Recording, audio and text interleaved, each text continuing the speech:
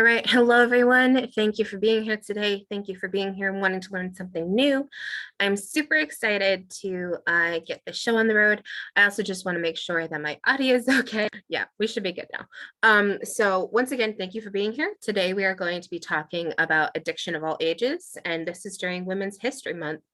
So as it's becoming, I'm super excited to talk about this stuff because I am given a platform to talk about a lot of different things. So here it is. And also, in case anybody doesn't know me, I'm the DFC coordinator. My name is Rita Pino. I am from the Mercer Council. So first thing is, why this presentation? And I also do start my presentations, my presentations with who am I? Essentially, just in case you are wondering, my name is Rita Pino. I graduated from Radha University. I have a bachelor's in global studies, American studies, and political science. I'm certified in teaching English as a foreign language, life skills training, and leadership. So with that show on the road, why this presentation? Well, one of the first things that we're talking about here is this presentation is not to scare you. This is to inform you. This is also not a parenting class. You are the best parent for your child. You know them the best. You've probably known them longer than they've known themselves. Also, this is for a any child involved adult, including anyone who is a teacher, an educator, someone who has a really young neighbor, a cousin, a niece, a nephew, all that sort of thing. So it's not just for parents. This is for anyone that wants to be engaged in the pulse of their youth community and just sort of go from there. My perspective is shaped by my approach and my learning experiences, meaning that as a prevention educator, I'm able to look at all these different sorts of places, pull that information and put it into this presentation, but also know that this is one lens that I'm trying to paint. And that's not as if it's not empirical, but it is something that is informed through my experiences. And the other thing being that it's evidence informed and some evidence based, meaning that all of the studies I cite are verifiable resources, anywhere from publications to just statistical research as well. And that informs how I do my presentations, and the evidence-based programming that we also do at the council does inform this presentation as well. So I pull from life skills, Too Good for Drugs, Protecting You, Protecting Me, as well as footprints and things of that sort. So it is always informed through our programs, but also knowing that if you want to learn more about any of our programs, you can visit mercercouncil.org and you can sort of go from there. So we're going to sort of get into today's presentation. And I do want to say that there are disclaimers, because without the disclaimers, we are not able to have a fulfilling conversation about exactly what this would look like. First thing, sex and gender are not the same. I know that a lot of the time when people are talking about sex and gender, they are interchangeable, but for a lot of people who identify on the gender spectrum, it is just not true.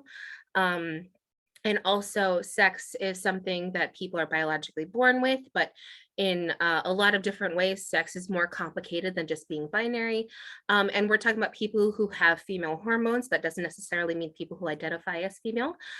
Black, Indigenous, women of color are included in the studies where I can find them, but more of them are blanketed studies because they didn't necessarily ask the specifics of their ethnicity, of their socioeconomic status, and things of that sort.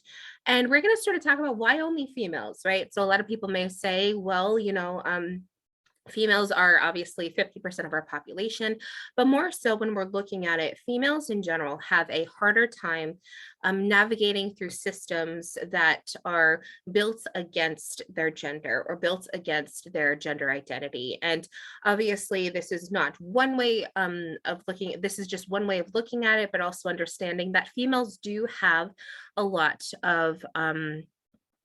to struggle with, considering the power-based systems against them. Females and males are exposed to the same society and can face the same effects. And I do want to say that because something that is true for one set of people can also be true for another set. And that doesn't mean it takes away the experience from one area to the other. That just means that it happens, right? And to really understand that sometimes things just happen. And because they just happen, it's okay to know that it happens in one area and another. And I think more than anything, it's good to know that it happens to a lot of different people because it makes us feel not so alone. Also, there will be mentions of sexual and physical assault here. This is just not something I can avoid. It is through a clinical lens, and it does not talk about any of the traumatic experiences people may have anecdotally, but it does touch upon statistics and things of that sort. So just keep that in mind as we're moving forward.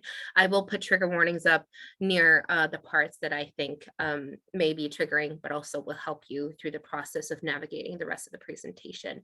Also, if you're watching this on YouTube, I will link the timestamps below so that you can just click through to where you're like, you know what, I don't think I'm going to watch this section today.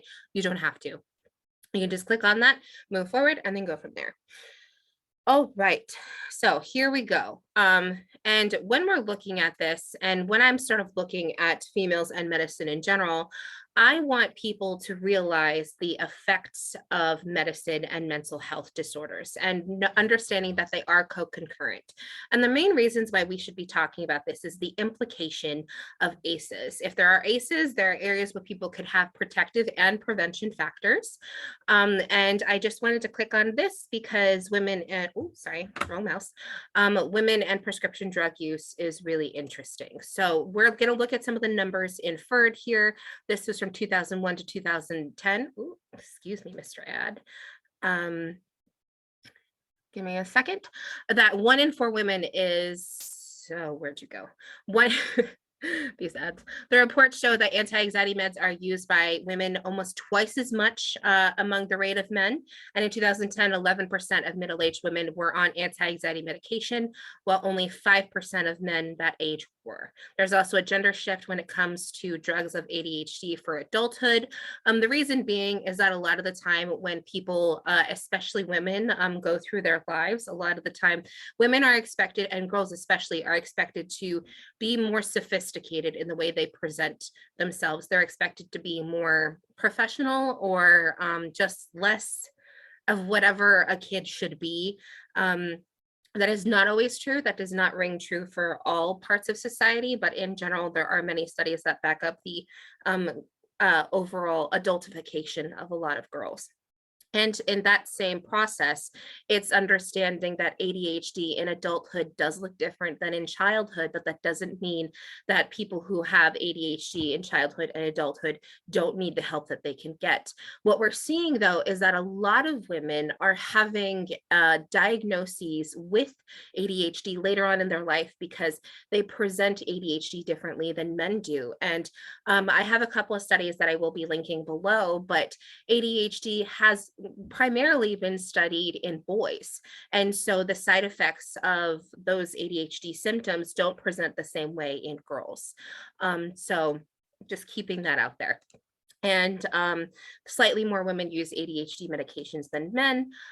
Here, there's also atypical antipsychotics medication once mainly prescribed for schizophrenia, and that has gone up dramatically as well. The number of adults ages 20 to 64 take these meds 3.5 times higher than it was in 2001. That can mean a lot of things. That can mean overprescribing, but it can also mean that a lot more people are seeking help for the conditions that they have and the mental health disorders that they feel the side effects for. Also, men are having taking those drugs more readily than women are. Also understanding that women in doctors' offices, there is sort of something that I will be alluding to later when it talks about women and their interaction with medical staff. So just keep that in mind because we are going to be talking about that later. That is not something I have forgotten. And antidepressants are taken more by women. If you want to look more into this study, I obviously have it linked below, but we do want to touch upon some of that to understand that women are taking prescription medication at a higher rate than men, and to understand that addiction, especially in women and especially in the gender that they are, is just there's more opportunity there for that to happen. And that doesn't necessarily mean that that opportunity is great all the time, but it does mean that women especially are given access to these sorts of things. The other thing too is that I have here a study. Give me a second. I hope it loads. We're going to cross our fingers. Yes, there we go. So here, Department for Emergency Gender Equality Perspective. What I found interesting about this and what I really wanted to touch upon was understanding that researchers point out a lot of different things here, but they have something called the pain index. And this study was done as far back as 1972, was revamped in 2003. And what they had found was that women have a lower pain tolerance than men, and something that is encouraged, of course, by cultural gender norms. So even though they have technically a lower pain tolerance, they are expected to tolerate more pain. And this is actually called the pain index. And excuse me while I'm reading through some of these numbers now, I don't want to get anything wrong, but essentially it's called the pain index, the pain bias, and this is not something really talked about. And what they had found here and what they were sort of researching through was that there were several studies done in quite a few different countries, but especially at Sahlgrenska University Hospital. They found that women who were coming in with heart attack symptoms were not treated the same way as men coming in with heart attack symptoms, because their symptoms were varied. And a lot of the time people say, well, if you have chest compressions, if you feel part of your body going numb, those sorts of things, those side effects were felt by men in a very different way than it was felt by women. But that doesn't mean women didn't have heart attacks. It just means they weren't being treated for these side effects the same way. Now, I also want to understand, and I think that this is something to keep in mind, that because women have to deal with pain at a different level, and because women are expected to deal with pain at a different level, they actually have more of a likelihood of becoming addicted to opioids. And a lot of people also found that the symptoms that women feel are more closely resembling to anxiety, meaning that that anxiety that represents itself, a lot of doctors see that those symptoms as anxiety or as a mental health disorder versus actual physical symptoms. And because of this, because people want to deal with pain, they may actually find an aversion, or they may actually find a liking to pain tolerance medication such as opioids. And this is something to keep in mind, because one, that's a good and really interesting connection to make, but it's also to understand that if people are being rejected for pain, they're going to find other ways to get it, right? So, and because women are expected to tolerate that pain, it just sort of goes through that way as well. So give me a second. We're going to go through here. Here we go. So I sort of wrapped up that as well. So the numbers that are all sort of concerning, especially with women. There are a lot of different conditions that women go through throughout a lifetime, where especially women are more connected to different parts of society due to their roles as caretakers, as well as people who give birth. So we will be talking about that a little bit later on, but just keep that in mind while we move forward in the presentation. So I also want to say, if there are any unanswered questions, because I literally just took this presentation, this slide in particular, and from my last presentation that I did almost a year ago. And if you have any questions about females in medicine, mental health in females, those sorts of things, this presentation covers a different lens of females and drugs. We are going to be talking about addiction today, so the drugs look a little bit different, and the approach looks a little bit different, so the lens will definitely be different. But that doesn't mean if you don't have unanswered questions, you can't use the other video that I had participated in and given resources for. I will also be linking that video below as well. So, excuse me. It's weird seeing my own face there, not gonna lie. So making sure that we get through. So I also want to talk about adverse childhood experiences. And I know a lot of people that talk about ACEs, talk about it in a way that you're like, okay, I get it, I understand. But to understand that women especially deal with ACEs is important to realize. So the main reason this should be talked about is because if there are ACEs, there are different ways that we can protect girls and women and make sure that there are prevention factors in place even before the ACE happens. So drug misuse and abuse is more likely in children who have ACEs in their childhood. Girls especially are vulnerable to ACEs, as sexual, physical, and power-based violence in the home may have lasting effects. And these are just some numbers. So I will be putting a trigger warning for those of you that are watching it on the YouTube. For those of you that are now, I'll just sort of, wave hello when you're ready. 1 in 20 women every year will be assaulted. And this is reported numbers on college campuses where alcohol is involved. And these are the reported numbers. So keep that in mind. If you have a high schooler going on to an off-campus party where college students are, that female is open to a vulnerable position in a different way. So knowing that if someone is in high school, they're going to a college party, they may not report it through the college. They may report it through other police forces or their law enforcement agencies. So keep that in mind as well. And although there are numerous types of ACEs, some of the more common ones can include physical, emotional, sexual abuse, physical or emotional neglect, growing up with family members who use and abuse alcohol, criminal behavior in family members, mental illness, strife between parents, domestic abuse, parental absence, traumatic loss of a loved one. We can definitely go on and on. Peer rejection, lack of friends, serious accidents, bullying, school violence, community violence. All these things contribute to how children interact with their environment. And I also have a video. I'll just click on it quickly.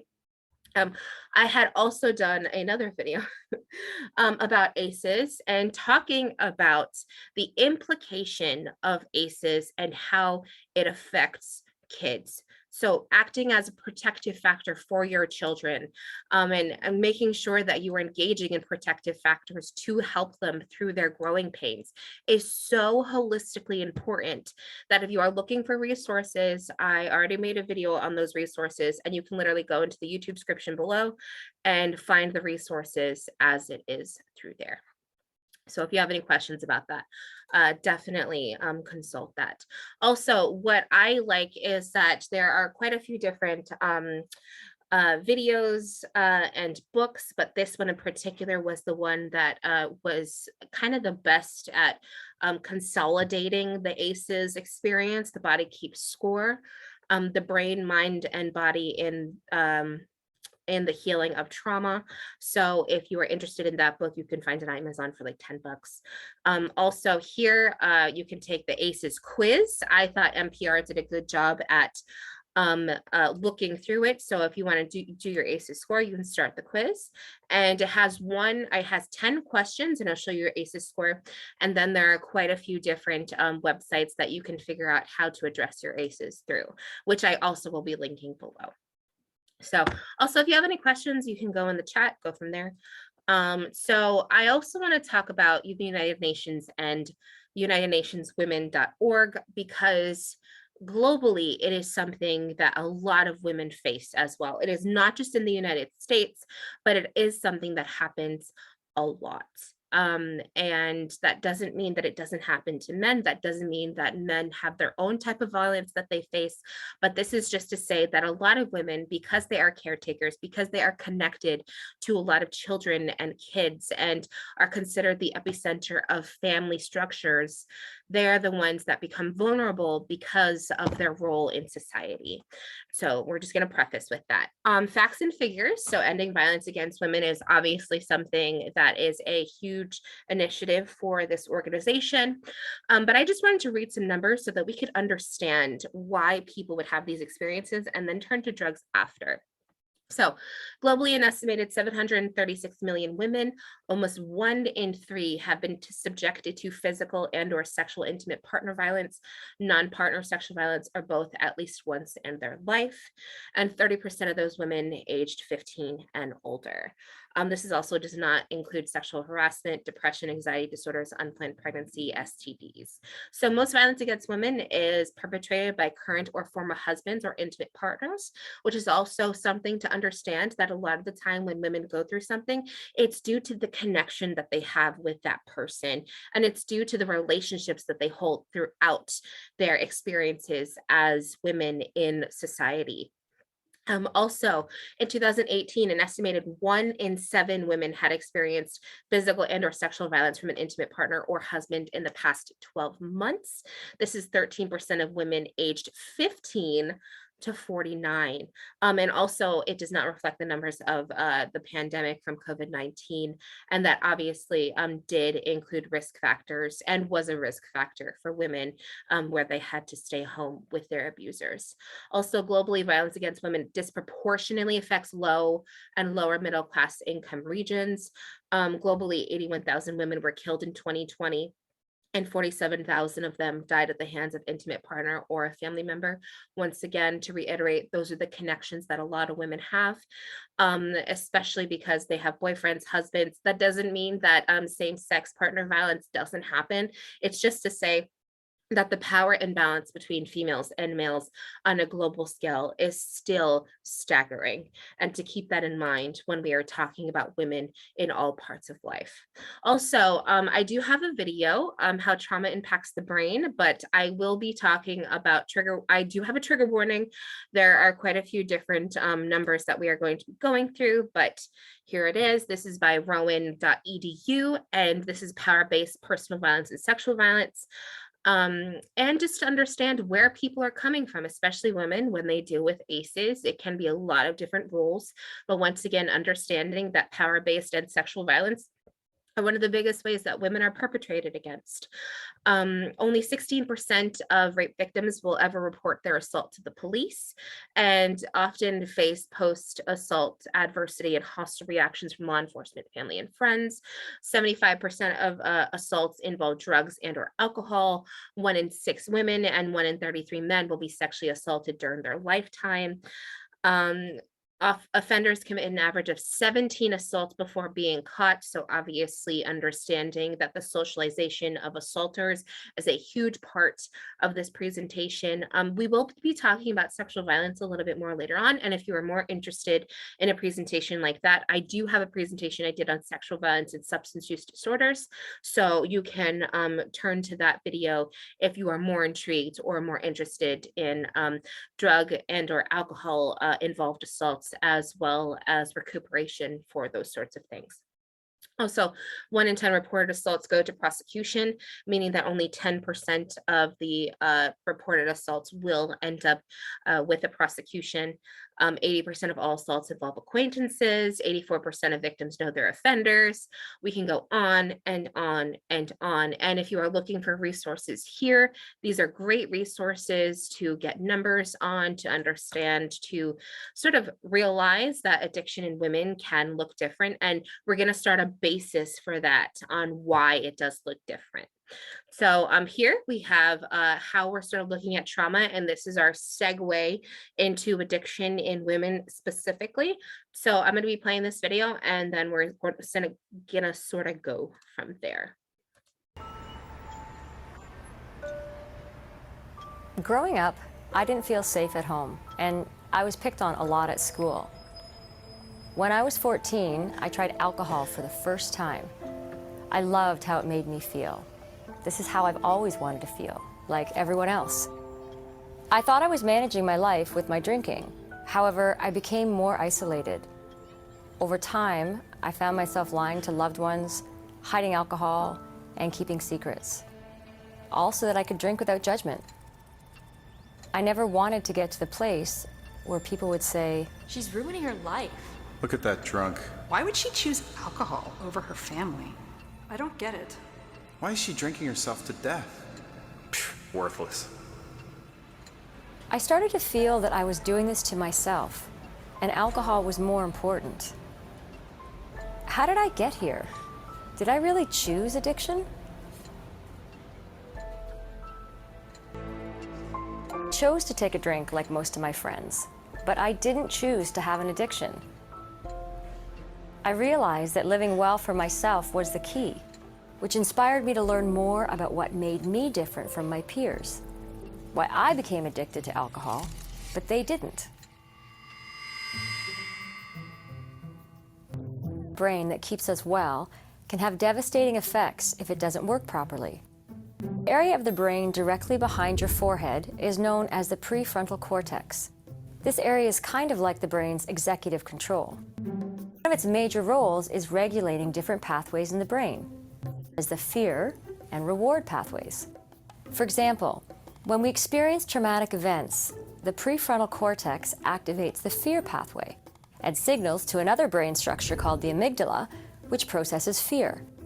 In turn, the amygdala may activate another brain area known as the hippocampus, which stores information about threatening people, places, or things. In the future, when we encounter them, the hippocampus will remind us to avoid them. On the other hand, it seems that the reward pathway is less active after trauma. It's possible that substances, such as alcohol or heroin, are used in an effort to feel better. What does this mean? Why did my brain think that alcohol was a good coping strategy? Scientists now believe that while the reward pathway is underactive following trauma, the fear pathway is overactive. Remember the prefrontal cortex? Well, it can't do its job properly to balance the two pathways. So, my brain presented the solution to keep drinking, which increases reward and decreases the fear I lived with. At this point, it wasn't about being happy, it was about surviving. Learning that there were real changes in my brain allowed me to be kinder to myself and realize that addiction was not my choice. That being said, I don't want to go back to who I was when I started drinking. When I thought I was the problem, there wasn't much to be done. When I realized something was wrong with my mind, then I knew change was possible. I learned that if I could change my mind, I could change my life and form a new path for myself.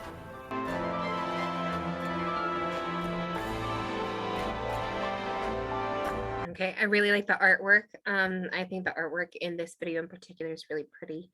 But just to reiterate that trauma in itself is not something that is something to be ashamed of. It happens to a lot of people, and the way that we respond to it can be something that we can't always control the same way. We're looking for substances, we're looking for places, we're looking for things that give us gratification and make us feel safe or help us escape. Everybody has a reason for using substances, right? And that doesn't necessarily mean they're good or bad reasons, they're just valid. All of these reasons are valid, and starting drugs or starting engaging in an addiction practice is not something that is shameful. It's just something that is, because it's a coping skill and a response to something that hurt us. That is it. And so when we think about that, we can sort of think about it in a couple of different ways. And especially we're going to talking about girls and the socialization of drugs and alcohol. So let's move on from there. A really good video. I will also link that in the description below. So the formative years. There was a study that was done. This is actually a book called The Formative Years: Pathways to Substance Abuse Among Girls and Young Women Ages 8 to 22. Their substance use is obviously for a lot of different reasons, but what they had found, the report was based on, and it was published into from a national survey of 1,220 girls and young women, as well as focus groups conducted with pre-adolescent girls and their parents about their attitudes, beliefs, and behaviors about smoking, drinking, and using drugs. This was a 3-year study that was done by the Bristol Myers Squibb Foundation. Now, this 3-year study revealed that girls and young women use substances for different reasons than boys and men. And this is really interesting because when we're looking through this, it's to understand, the lights. I hope that goes back on. There we go. There are different reasons that girls and women start using than boys and men, and that the signals and situations of higher risk are different than girls and young women, and are more vulnerable, and they are more vulnerable to abuse and addiction. What they had also found is they got hooked faster on a substance and suffer the consequences sooner than boys and young men due to the metabolization of these substances. These findings also are so important for us to know because they call for a fundamental overhaul of public health prevention programs so that it can be more informed through the socialization of young girls and women. So that is something to keep in mind as well. I do want to talk about pregnancy because when we're understanding the binary and in general, I do want to say that there are people who are pregnant who I don't identify as women, but just to know that pregnancy is something that does affect drug use. So let's just keep that in mind as we move through. Okay.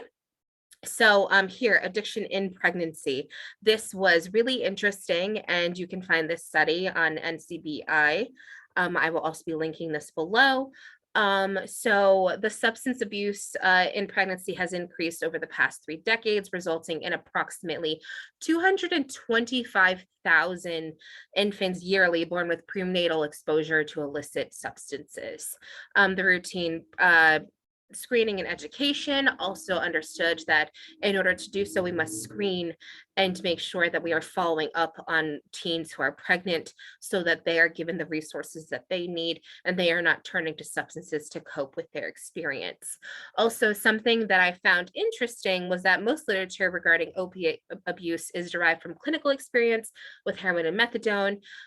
Poor obstetric outcomes can be up to 6 times higher in patients abusing opiates. So that people should invest in neonatal care with specialized treatment for withdrawal.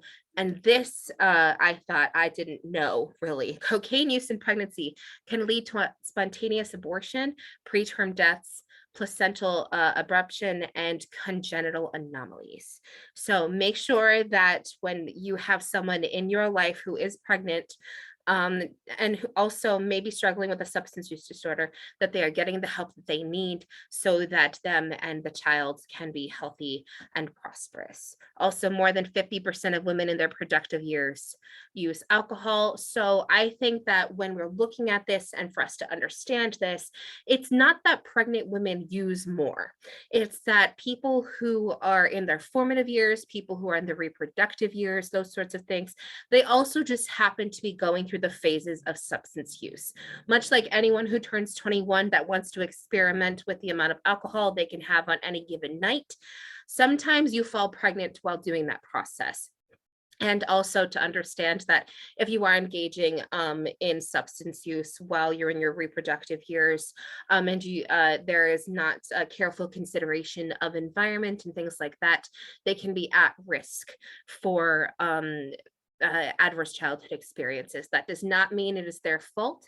It just means that there are risk factors there, especially when women and girls are partaking in substance use in areas that may not necessarily be environmentally the best for their person. So I thought that was a really interesting study, and for people to keep in mind while they're looking through it. In New Jersey specifically, I did want to talk about New Jersey because everyone's like, all right, how do we fit into this, right? New Jersey is ranked 4 out of 50 in teen birth rates and 18 out of 50 in the teen pregnancy rate. So as you can see, there is obviously a difference, but to understand that New Jersey ranks 5 out of 50 in the decline of the teen birth rate, which means although we are declining in our teen birth and pregnancy rates, the decline is slower than other states. Now, when we're talking about this, New Jersey is number 4 out of 50, meaning that we are number 4 on the least teen pregnancies. So if we were not number 1, we'd be the least teen pregnancies out of the whole nation, but we are number 4 out of that. Also, pregnancy, alcohol, things sort of like that. I wanted to talk about this because pregnancy and addiction and substance use go hand in hand in a way that I don't think a lot of people understand. It's that almost 60% of pregnant teens say they have used 1 or more substances in the past year. And I thought this was staggering, that it is twice the amount of non-pregnant teens. And this was a study done at the University of Texas at Austin. And because of this finding, I think that the connection being made between substance use and teen pregnancy is a correlation. It may not necessarily be one and the other, but there is a correlation with environment there. Also, use of these substances continues during pregnancy, especially among younger teens, the study found. So more than 1/3 of all pregnant teens, ages 12 to 14, said they used one or more substances in the previous month. So the younger they are pregnant, the more likely they are to keep engaging in substance use. Also, pregnant teens were more likely to use alcohol, followed by marijuana and other illicit drugs. Now, this study included data from 97,850 teen girls between ages 12 and 17. A total of 810 reported that they were pregnant. So they pulled those numbers from that pool. Now, this is the largest study done on the relationship between teen substance use and teen pregnancy, but it is to realize that there is a connection, that if this adverse childhood experience, teen pregnancy can be something that is very traumatic for girls and young women because it changes the trajectory of their life. And it doesn't necessarily mean it's a bad thing for them, but it does mean that it changes things. And because the change happens, the interaction with substance use is different as well. The relationship between substance use and coping becomes stronger if they are unable to handle it well and they do not have protective and preventative factors in their environment. So I also have here a video on connection, and to understand that, just as we were talking about teen pregnancy and women in addiction especially, it's to understand that trauma and addiction have a correlation, and when we're looking at a connection, we must look at this too. So also I'm going to be looking at that, but we're going to be looking at that after. So this is by I don't remember their specific name right now, but I will give it to you. Hank Green is the host of this show, and he essentially talks about how trauma and addiction have a correlation and how connection can actually help mitigate some of that. So here we go. Excessive physiological arousal, like heart-pounding, muscle tension, anxiety or irritability, and major problems sleeping or concentrating. Finally, we have the fourth major symptom cluster, pervasive negative changes in emotions and belief, like feelings of excessive guilt, fear, or shame, or no longer getting enjoyment out of what you used to. PTSD patients also experience numbing, or periods of feeling emotionless or emotionally flat, and dissociation, feeling as if situations aren't real or are surreal, feeling like time is slowed down or sped up, or even blacking out. We've been discussing how anxiety and mood disorders can affect a person's ability to function, and how that impairment itself leads to more suffering and dysfunction. When any of these disorders is left untreated, sufferers may start to feel desperate to find some way to cope, and one way may be substance abuse. Unfortunately, addiction and trauma can go hand in hand, and it can be hard to recover from one without also dealing with the other. According to the U.S. Department of Veterans Affairs, more than 2 in 10 veterans with PTSD also struggle with substance abuse problems, and 1 in every 3 vets seeking treatment for substance abuse also have PTSD. And across many studies, between 1/3 to 1/2 of women in treatment for substance abuse have experienced rape or sexual assault. For a long time, most psychologists understood PTSD through the lens of fear conditioning, or the unshakable memory of being in mortal danger and the learned responses that stem from that memory. But clinicians have also begun to recognize that for some, the disorder can also be a kind of moral injury, widening the focus to include hauntings not just of violence done to a person, but also what that person did or did not do to others. Brandon was a combat drone operator in the Air Force. He enlisted at 21 years old and spent 6 years sitting in a bunker in the American Southwest, watching Iraq and Afghanistan from surveillance drones. He watched soldiers die and people get executed. He also watched kids play, people get married, goats grazing. And when the time came, he ordered Hellfire missiles to strike military targets or people who had no idea they were even being watched. Although he was half a world away from combat, he ultimately suffered the psychological trauma felt by many on-the-ground soldiers. He was diagnosed with PTSD. Brandon suffers no fears for his own safety, but still experiences the same intrusive memories, nightmares, depression, anxiety, and substance abuse of many emotionally traumatized combat soldiers. So do a lot of other drone operators. But why do some victims of trauma suffer from PTSD while others seem able to move on? Well, it's psychology, so the risk factors are complicated. Some findings suggest that there may be Okay, so if I love that video, I use it quite a bit in my other presentations. If you're looking for more information on trauma and addiction, I will link this video below. It is so good to understand risk factors as well as the connection between trauma and addiction. So just I highly suggest you make your way over there. So also, this is an important thing to talk about, the importance of connection for women in recovery, especially.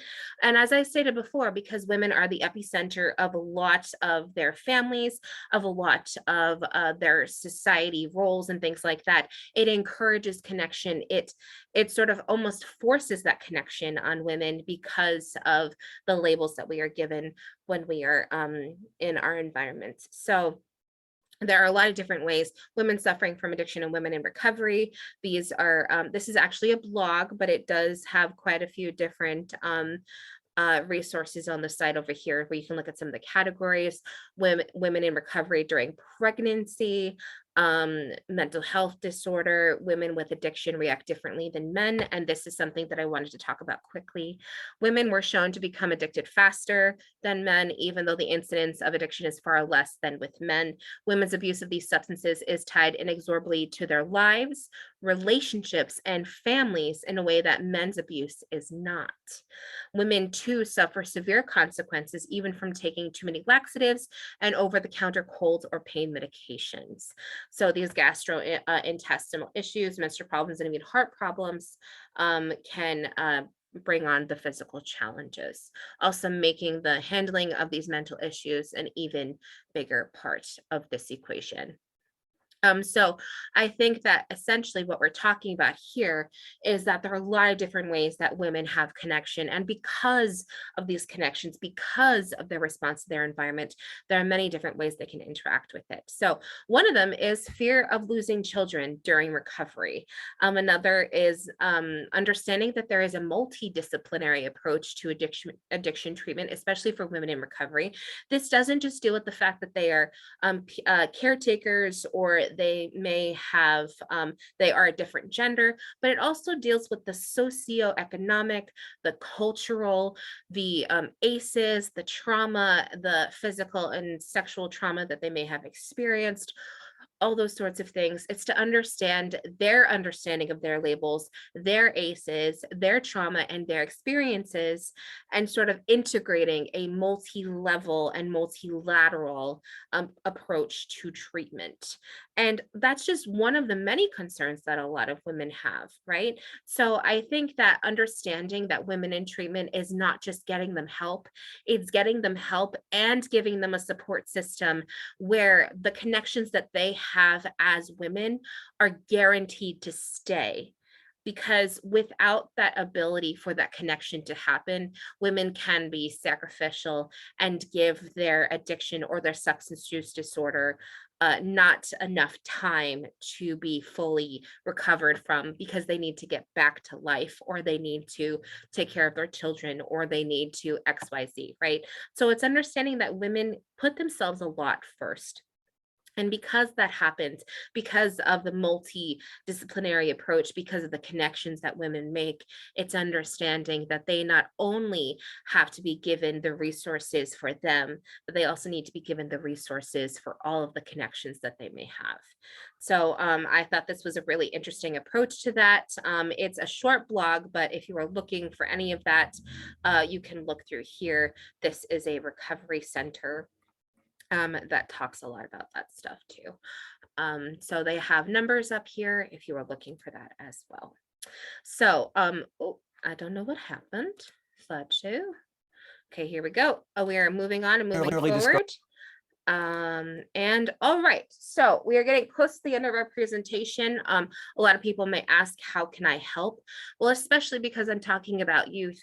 Be involved in your child's life, get mood disorders and unresolved trauma solved as soon as possible, and not solved in the sense of, oh, they're better now, but getting a game plan, getting an understanding of how to react to the trauma and the mood disorder is so holistically important for girls and women, especially in systems that are really against them sometimes. Also understanding that healthy friendships and relationships can be very beneficial in any process, recovery or otherwise. To know that if you are involved in your child's life, that their friendships are strong, that they have good relationships with the people around them. That is so important. Also, I didn't touch upon this because there's just so much to talk about, but deconstructing advertisements with them. I know that this is something I do with my nieces a lot because I want to let them know that looking anyway or feeling any kind of way is important. And looking like other people is not as authentic as being who you are. And that if we are able to empower them and give them that space to be authentically themselves, then we are giving them a protective factor. And also understand that protective factors can be a lot of different things. Protective factors are weird hobbies. Protective factors are getting into a really cool show. Protective factors are picking up something that they normally wouldn't, but they'd like to explore about themselves. And protective factors are also just accepting them in the stages of their life that they are at. If they have any sexual or gender identity sort of things that they want to work through, then be there for them through that process as well. So I always end my presentations with quotes just because I want us to keep thinking about it in a different way. And these people just say it better than I can. So this is by Neil Gaiman, and he's an English author of short fiction, novels, comic books, and nonfiction, theaters, films. He's done a lot of different stuff. He's known for the Sandman novels and Stardust. So he says here, words can be worrisome, people complex, motives and manners unclear.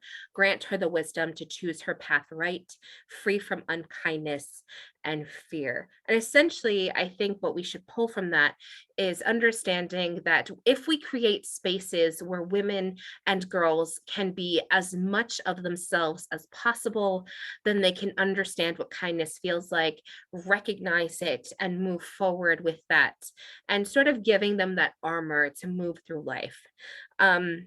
And there's also another quote that I found interesting, and this is by Simone De Beauvoir. She is actually French. And she has a really long name, so I just, but anyway, she was a French existentialist philosopher, writer, social theorist, and actually a feminist activist in the 1920s. So she says here, I am too intelligent, too demanding, and too resourceful for anyone to be able to take charge of me entirely. No one loves me or loves me completely. I have only myself. And when we are looking at this here, it's not to say that girls and women should be on their own. It's that if they are made so holistically stable by themselves, then the connections that they make, if that connection is no longer there, if that connection falters, they will not falter. And being connected to other people is so important, but that self-identification, that authenticity is so much a part of that equation as well. So thank you again. I appreciate your time. I appreciate your willingness to come and learn something new. And I hope to see you next time. And all right, thank you.